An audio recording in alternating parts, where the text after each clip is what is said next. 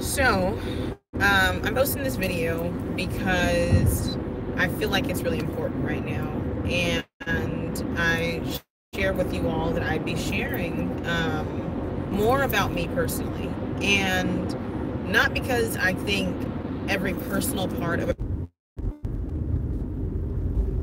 it's imperative to reality. Many of you, it's no secret, I really enjoy Lauryn Hill's music, specifically her Unplugged, which is probably something that's not as people don't like it as much maybe as Miseducation for those who are looking for a different sound. But the rawness of what she shares in a lot of her interludes at different times speak to me personally in different ways. And one of the ones that stands out to me in a very profound way is when she talks about fantasy is what people want, but reality is what they need. And obviously, it's no secret of what my family is going through, the loss that we're going through. And in no way to throw shade at the person that posted this, because it's not that. It's just, it tweaked this thought in my mind. The person was like, well, maybe you should wait on your YouTube channel to share because your thoughts are probably not as clear, and maybe you could have communicated that better. And the initial part of me was like, well, you know what, you're right.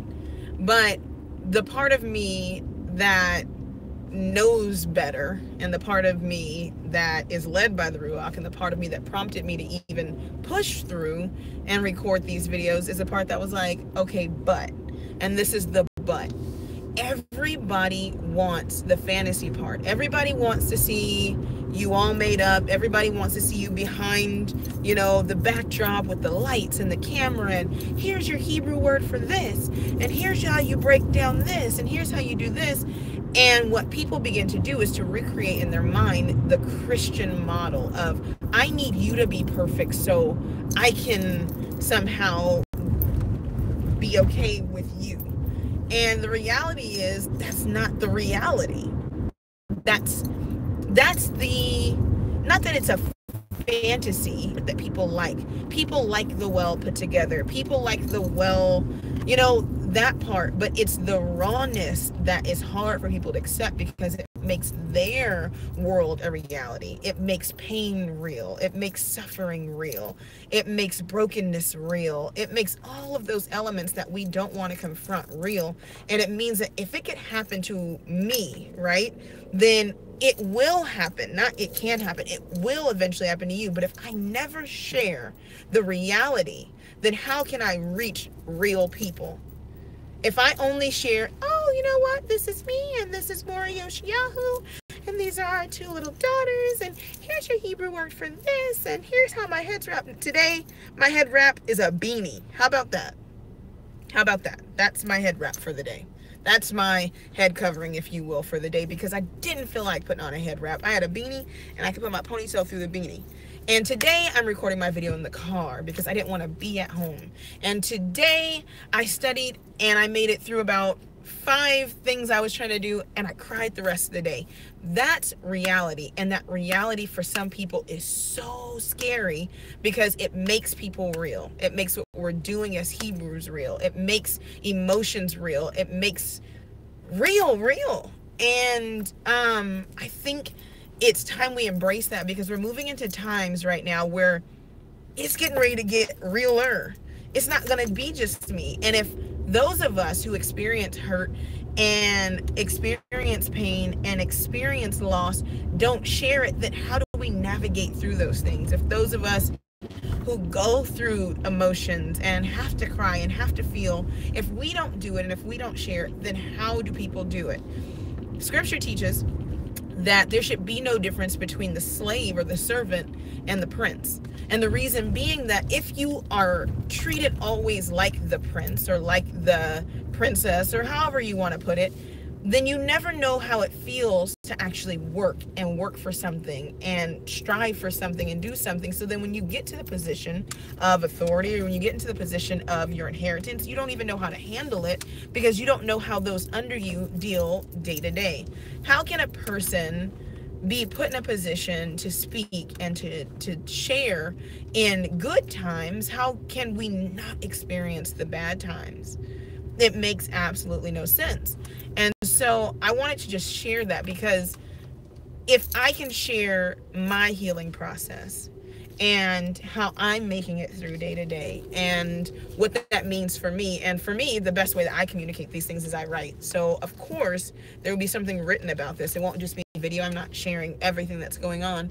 But I want people to know that when those times happen for people in everyday life, how do you push through it? What does that look like? Because so often what it looks like is lost when we're experiencing pain, grief, and loss. We don't know what that looks like. And I count it as a painful honor to share with you in this time. So we don't want to stifle or smother those who are being prompted to share, because believe me, you're going to lose family. You're going to lose family who are conscious and families who are not conscious, and you're going to have to deal with that. You're going to lose parents.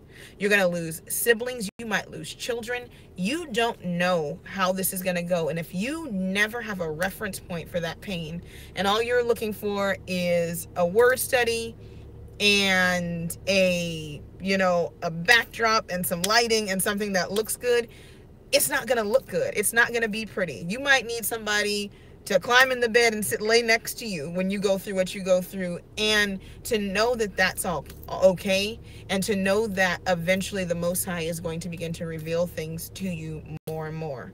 I just wanted to share that because that was on my mind. Fantasy and all the glit and glimmer and glistening of life is wonderful.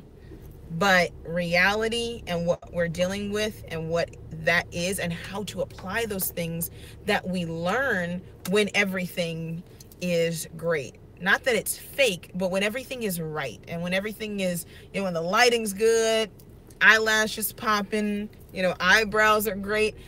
What does that translate to, and what does that look like when the lighting's off? And when your eyes are red because you've been crying, and when the whole world seems like it's falling apart? You have to see both sides. So I appreciate the people who we seemingly make fun of. We make fun of our prophets, and we make fun of our musicians, and we make fun of people who come and they become broken because of life, and those things are shared, whether they want to or not, in scripture or not in scripture. And it now becomes a reality, and you see what that's like and why that was shared and why people tried to push through, because oftentimes it's the messiness of ministry that ministers to other people. All right, so I hope that helps someone.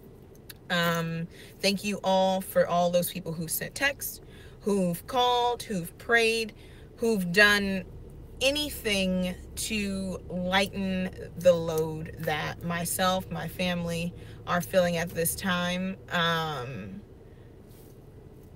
Yeah, that's all I have for right now, but I really, really, really, really appreciate you all. Shalom.